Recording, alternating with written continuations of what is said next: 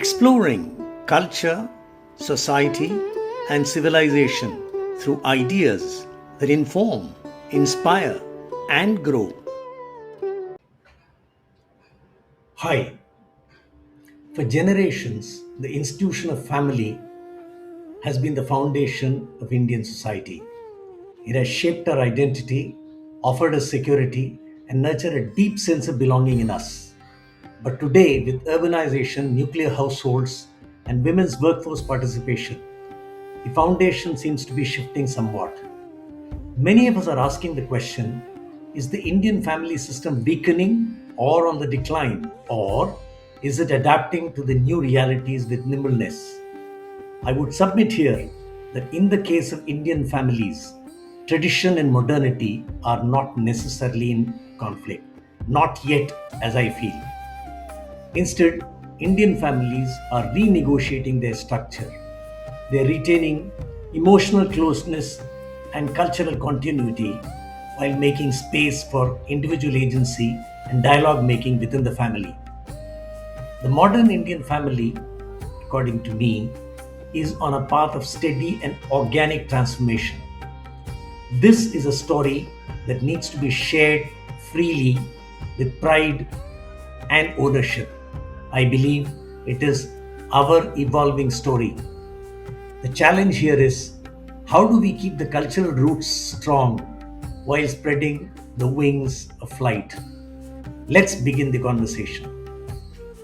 When we refer to the Indian family, what are the images that immediately come to our minds? For some, it's grandparents telling a story in a summer evening. For some others, it could be an apartment in a crowded city where both parents are time and space rushed. In yet another grouping, it could be a WhatsApp family extended group that's active 24/7 and never sleeps. Let's adopt, according to me, an imagined dialogue format to bring clarity to the conversations within the Indian family that goes on all the time. There are two distinct views, one held by the old guard protecting the status quo, and the other, younger ones demanding reforms. Let's call this generational exchange. The older voice would say, in our time, family was everything. The younger would reply, I reckon, it is time, we need space and a certain amount of agency. Further articulation by the older voice would probably go thus. In India, the family was never just a private arrangement. It was our first school, playground, our bank, our insurance, and our emotional anchor, all rolled into one. In earlier times, there was no social security or support institutional structures the way we have today. So who provided security? The family did. You see, joint families pooled income, they shared land, they trained the next generation in occupational skills and trades and so on. They took care of dependents and elders. If there was illness, the family stepped in. If there was a wedding, the family organized it and participated in it. If there was a dispute, the elders came in, mediated, and settled the issues. You were never alone. You were someone's son, daughter, nephew, niece, brother, father, and so on. You belonged to a parivar, a family, a lineage, a community. Your identity came from that very belonging. Even today, when someone introduces you, they often mention your family, you would have noted. When alliances are formed, social or personal or business, family reputation and name comes first and matters. When crisis happens, who comes first? Family. The older voice would claim thus, in conclusion, oh dear, the Western model of constitutionally empowered but atomized individual will just not work here, dear. The old voice would thus close his position. Now the response of the younger voice. Yes, Dada, family is important, agreed. But life is very different today, Dadaji. Over the last few decades, at least, three major shifts have reshaped Indian families critically: nuclearization, urban pressures, women entering the workforce in large numbers. Let's talk honestly and take this step by step. Today, many families live in cities, in small apartments, not ancestral homes as in villages those days. Housing is limited. Jobs require mobility. Couples often work late and long hours. Commuting is tiring. Bringing up children has acquired a whole new dimension and outlook. And responsibilities, including gender equities, have risen. On the individual level, our privacy matters now very much. Personal aspirations are critical. Creative freedom matters. And it is here that the joint family system is increasingly seen by us as restrictive, hierarchical, even controlling, and somewhat intrusive at times. There is today a real demand from our side, from everyone's side, for space, both emotional and physical. We grasp the importance of family system, no doubt about it. But here is the all-important question that we are posing to everyone. Do you feel that the younger ones are actually rejecting the substantial function of the family? Or can you not detect that we are targeting only its old, ritual, and painful form? We love the baby, Dadaji, not the bathwater. Now, the two sides having broadly stated their cases, let us, as equitable, fair referees, look at the middle ground and look a little closer.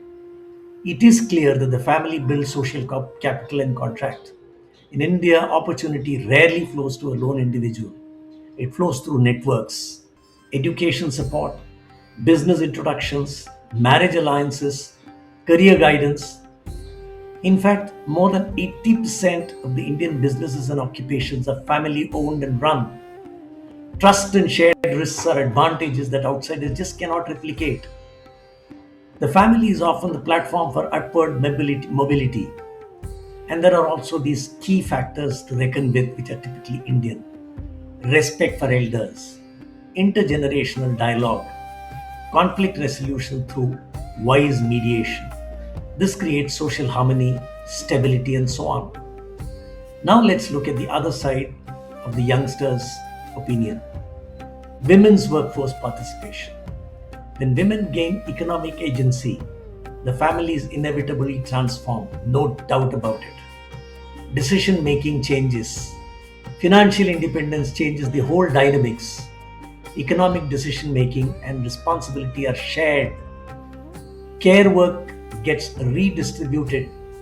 Earlier, care of elders and children was assumed to be internal and gendered. Now, families are actually negotiating new rules. They are now sharing responsibilities, balancing careers, even questioning patriarchal norms. Is there a moral challenge to the family institution and its elders? Now, the youngster would ask, is the family system so fragile that it cannot absorb these changes? Our take, that is the referee's take. If we examine all this carefully, this is not destruction or even disruption. It is in reality restructuring of a very fundamental kind. However, restructuring requires a comforting dialogue, a certain atmosphere. And sometimes we struggle with that dialogue and react with our own conditioned old fears. If we today take a snapshot, Indian families are not contracting or collapsing at all. They are evolving. Now, what are we retaining? I would say emotional closeness, festivals, rituals, family events, intergenerational dignity and respect, reciprocity. No matter how busy we are, we still get together for festivals. We invariably show up for all our weddings.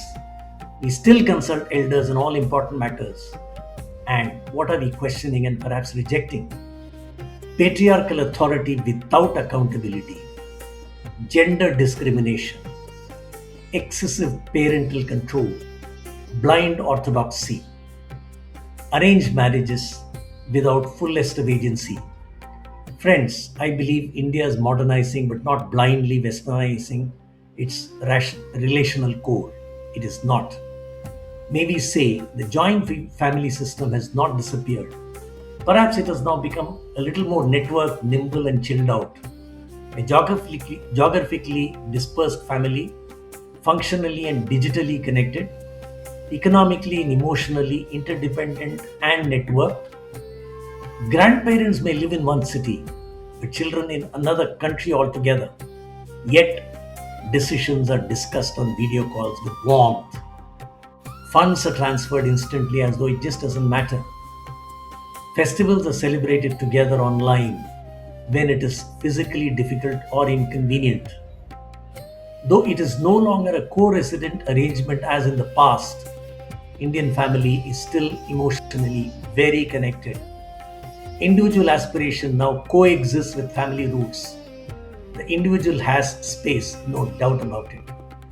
The family remains the moral and economic bedrock.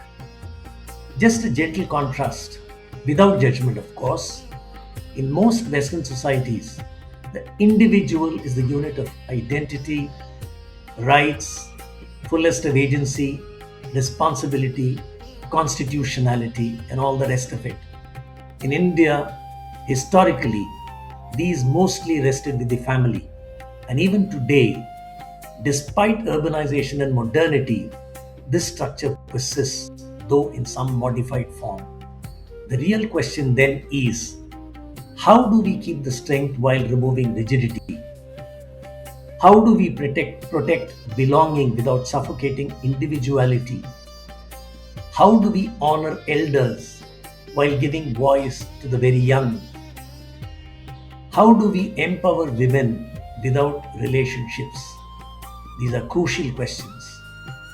This requires and involves conversation, genuine dialogue, and trusted listening between grandparents and grandchildren, between parents and young adults, between tradition and aspiration.